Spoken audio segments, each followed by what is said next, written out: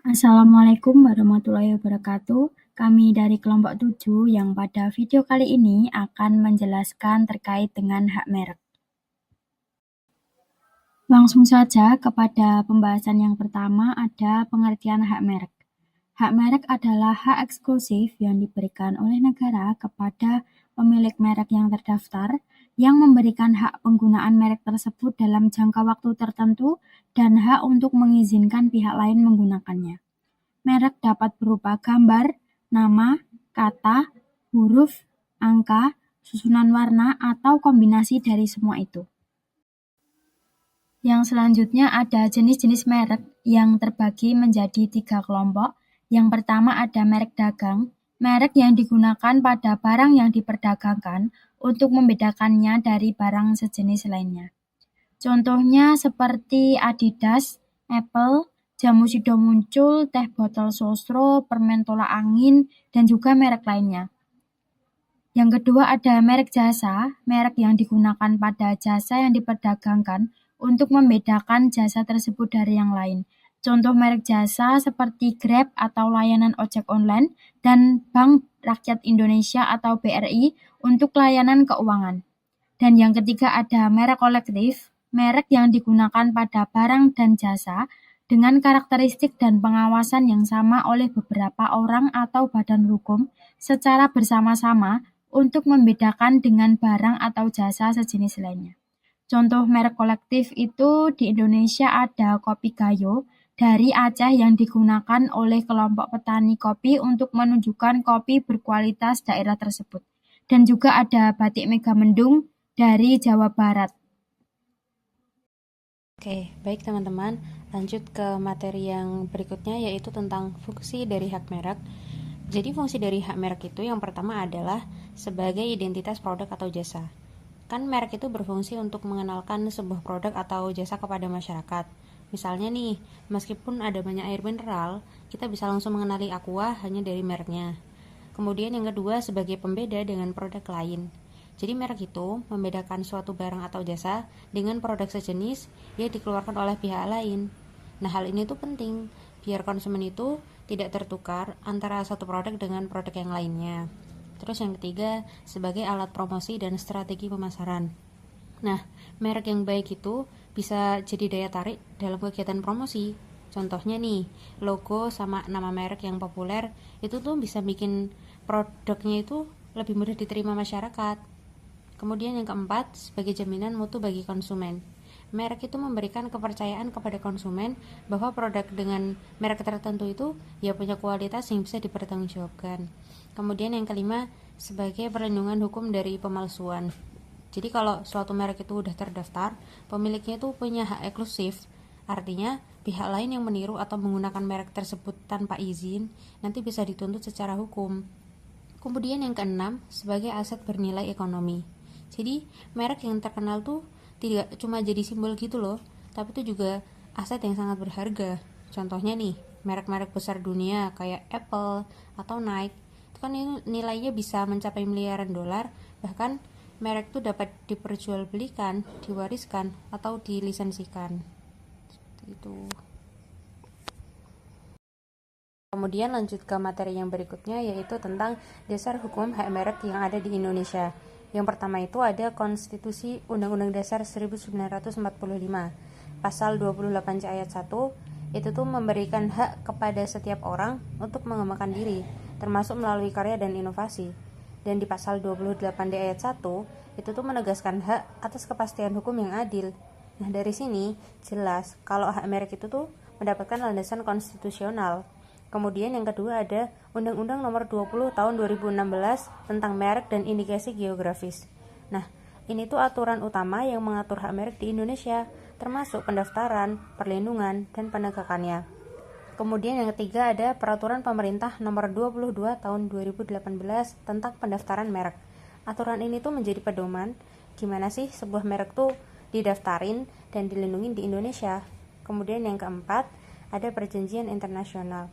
Jadi Indonesia juga menjadi bagian dari beberapa perjanjian internasional, misalnya Paris Convention dan TRIPS Agreement di bawah WTO. Hal ini tuh bikin sistem perlindungan merek di Indonesia selaras dengan standar global. Dilansir dari website resmi Kementerian Hukum Republik Indonesia Direktorat Jenderal Kekayaan Intelektual, proses pendaftaran hak merek kini lebih mudah karena dapat dilakukan secara online. Secara umum, alur pendaftarannya meliputi beberapa tahapan. Yang pertama, registrasi akun. Anda harus membuat akun terlebih dahulu di situs web resmi Direktorat Jenderal Kekayaan Intelektual. Yang kedua, pengajuan permohonan. Setelah login, isi formulir pendaftaran permohonan dengan data lengkap berupa data pemohon atau kuasa jika diwakilkan, data merek, data kelas barang atau jasa. Yang ketiga, unggah dokumen. Unggah dokumen persyaratan yang diperlukan seperti KTP pemohon atau kuasa pemohon jika diwakilkan, surat kuasa jika diwakilkan, surat rekomendasi UKM binaan atau surat keterangan UKM binaan dinas, label pemohon, tanda tangan pemohon atau kuasa pemohon, surat pernyataan UMK bermaterai untuk pemohon usaha mikro dan usaha kecil. Lalu langkah yang keempat, pembayaran. Lakukan pembayaran biaya pendaftaran yang telah ditetapkan. Besaran biaya sekitar 1.800.000 per kelas untuk umum dan 500.000 per kelas untuk UMK. Langkah yang kelima, verifikasi dan pemeriksaan. DJKI akan verifikasi dan memeriksa dokumen serta permohonan Anda. Pemeriksaan merek akan menilai apakah merek tersebut layak didaftarkan berdasarkan undang-undang. Proses ini bisa memakan waktu sekitar 150 hari. Langkah yang keenam, penerbitan sertifikat. Jika permohonan disetujui, sertifikat hak merek akan diterbitkan dan dapat diunduh oleh pemohon. Berdasarkan Undang-Undang Nomor 20 Tahun 2016, Pasal 35 mengenai jangka waktu perlindungan dan perpanjang merek terdaftar. Yang pertama, merek yang sudah terdaftar mendapatkan perlindungan hukum untuk jangka waktu 10 tahun sejak tanggal penerimaan. Yang kedua, jangka waktu perlindungan sebagaimana dimaksud pada ayat 1 dapat diperpanjang untuk jangka waktu yang sama.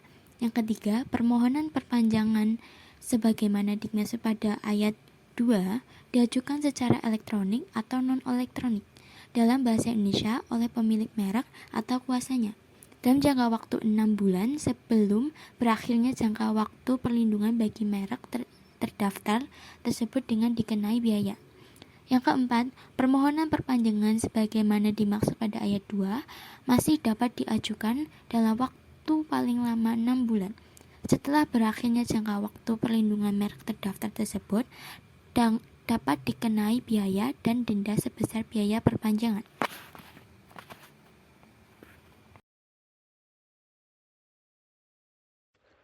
Hak dan kewajiban pemegang merek diatur dalam Undang-Undang Nomor 20 Tahun 2016.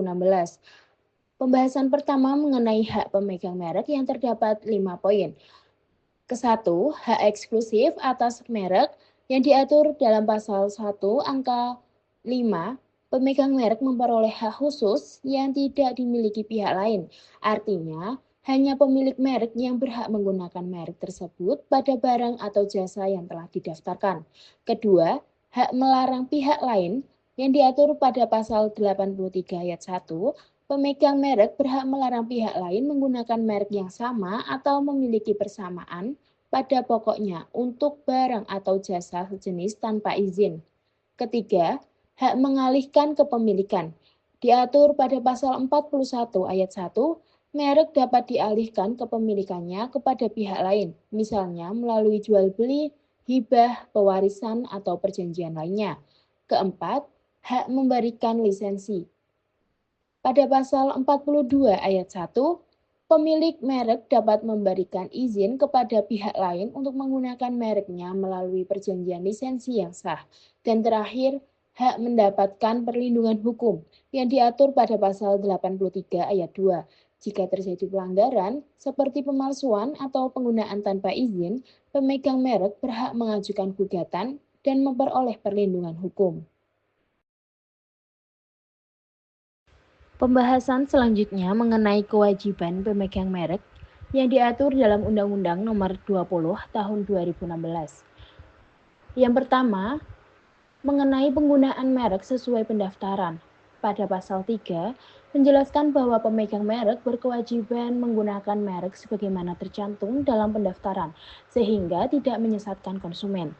Yang kedua, menjaga kualitas barang atau jasa.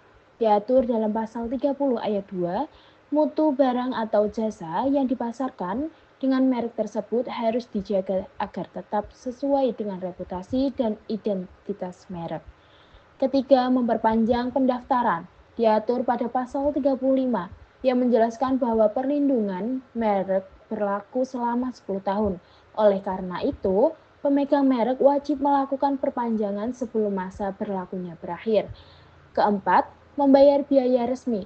Pada pasal 4 C pasal 9, pemegang merek harus memenuhi kewajiban administratif berupa pembayaran biaya pendaftaran maupun perpanjangan sesuai dengan ketentuan yang berlaku.